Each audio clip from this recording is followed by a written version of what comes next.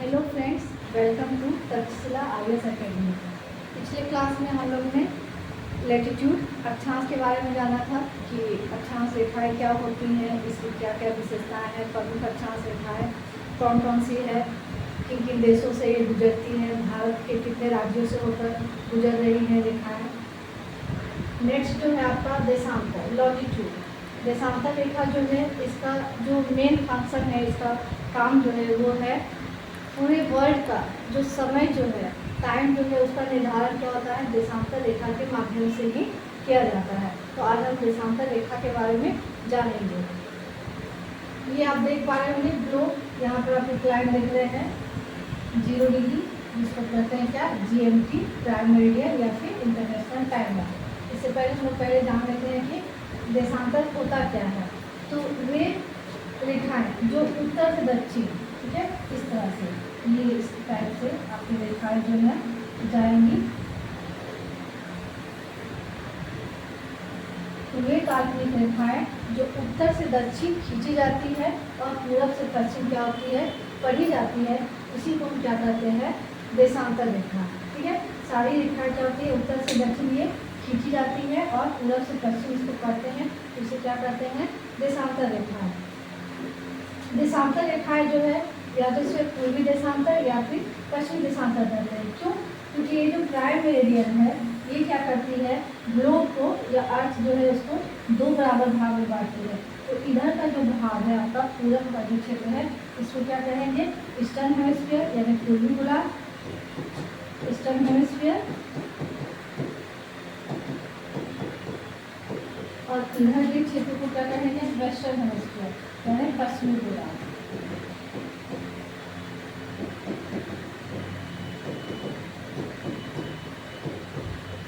तो पूर्वी गोलार्ध में जो रेखाएं पड़ेगी उसको क्या कहेंगे, पूर्वी देशांतर रेखा, और जो पश्चिमी गोलार्ध में पड़ेगी उसे हम क्या कहेंगे, पश्चिमी देशांतर रेखा। ठीक है, उसके बाद है कि आपका देशांतर रेखा की संख्या कितना है, यानी टोटल नंबर ऑफ लॉन्गिट्यूड कितना है। तो टोटल आपका हो जाएगा 180 degree east plus 180 degree west equal to 360 degree, यानी 360 डिग्री।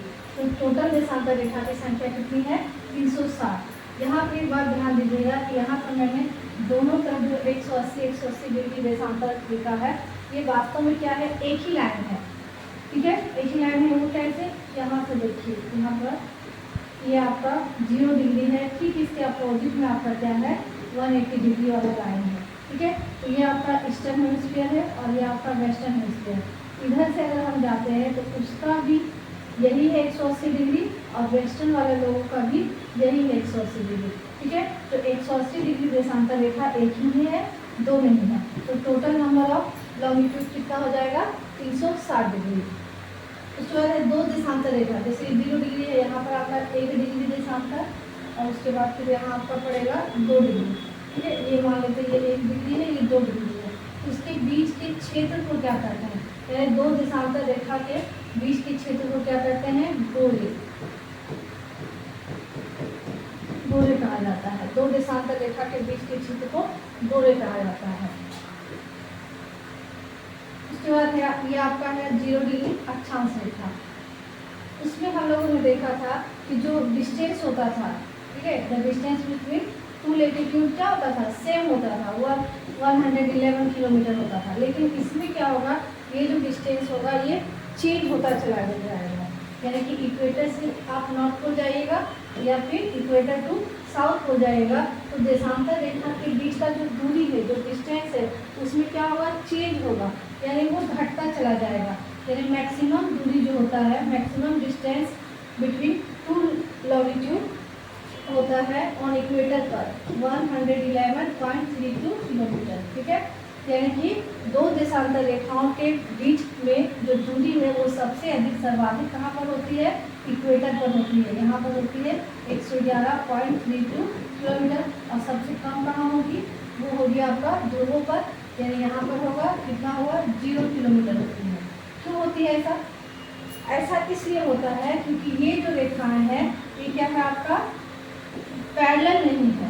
ये रेखाएं जो है एक दूसरे के समानांतर नहीं है, बराबर है लेकिन समानांतर नहीं है, समान दूरी पर इसको नहीं खींचा गया है। ये दोनों ध्रुवों को क्या करते हैं, मिलाते हुए खींचते हैं, इसलिए इनके बीच का दूरी जो होगा वो क्या होगा, जैसे जैसे हम इक्वेटर टू नॉर्थ पोल या इक्वेटर टू साउथ पोल जाएंगे तो ये दूरी क्या होगा, घटता चला जाएगा। जैसे आप यहाँ देख ही पा रहे होंगे, ये जो है आप यहाँ पर दूरी देखिए, यहाँ पर क्या है, ज़्यादा है, जबकि यहाँ पर क्या है, दूरी क्या है, कम है, यहाँ पर दूरी क्या है, कम है, यहाँ ज़्यादा है।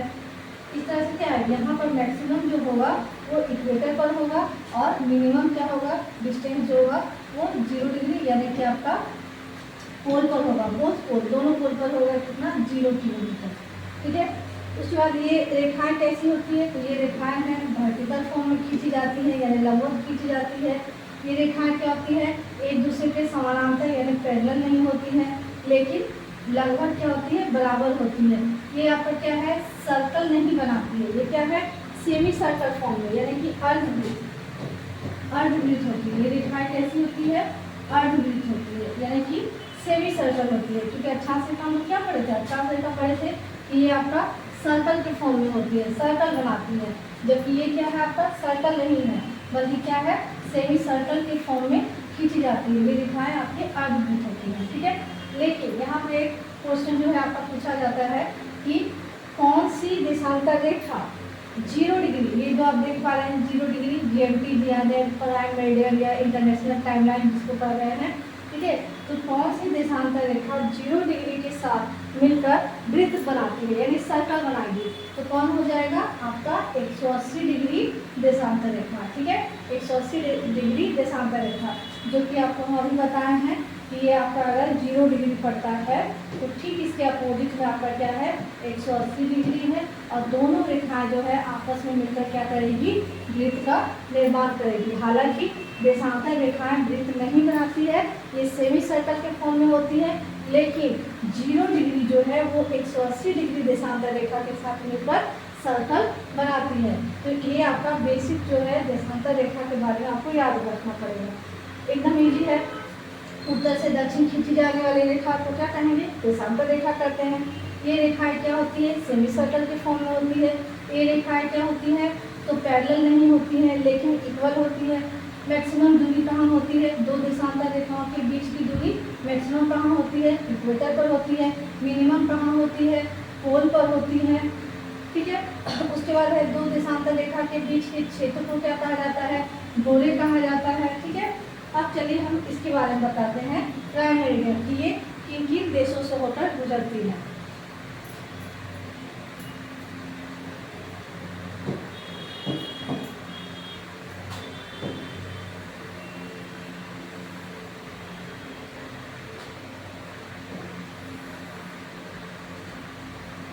ठीक है, अब यहाँ पर ये ऐसे ही मैप बना लेते हैं।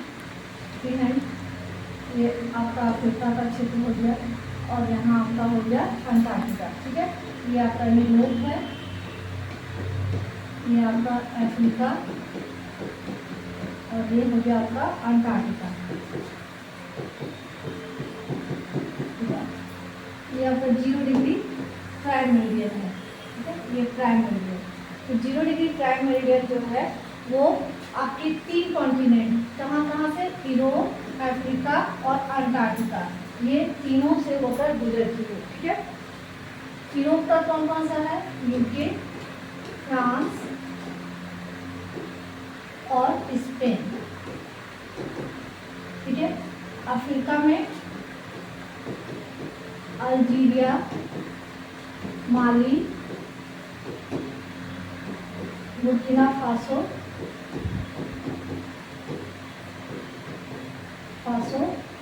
घाना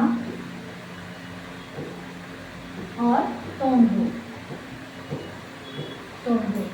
और अंटार्कटिका में आपका पड़ेगा क्वीन मॉड लैंड।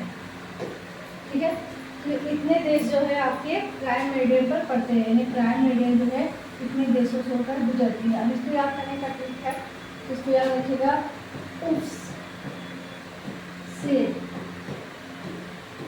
गए आम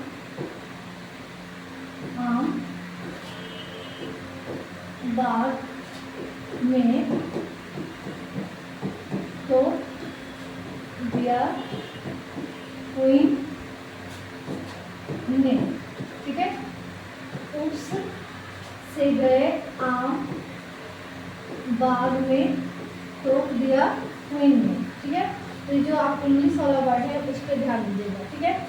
उप्स, ठीक है। उप्स से गए चोरी छुपे, चुपचाप। उप्स से गए कहाँ गए, तो आम बाग में। तो उप्स से इसमें आपका 3 कंट्री आ गया, यूरोप के, यूके, फ्रांस, स्पेन। यहाँ लिखे हैं आम से, ठीक है। आम बाग में किस चीज़ का बगीचा है, आम बाग है। तो आम यानी एक को यहाँ पर याद रखिएगा अल्जीरिया, एम को माली, ठीक है। बाग इसमें भी आपका 2 हो गया। बी फॉर याद रखिएगा बुर्किना फासो, और GH घाना। GH क्या हो गया, घाना, ठीक है। टोक दिया किसने, क्वीन ने। तो टोक से याद रखिएगा क्या, टोंगो। टोक से याद रखिएगा टोंगो। एंड लास्ट इज क्वीन, किसने टोक दिया, क्वीन। तो लास्ट इज क्या हो जाएगा, क्वीन मॉडलेट। ये तो ऐसे भी आपको याद रखने वाला है, क्वीन से क्वीन मॉडलेट, ठीक है। तो इसको इजी से हम याद कर सकते हैं।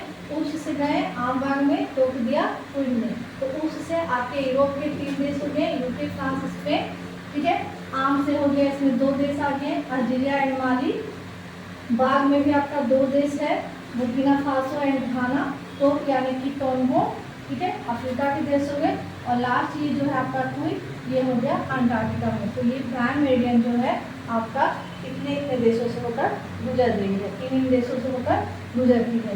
ये आपको क्या है, आसानी से याद हो जाएगा, ठीक है।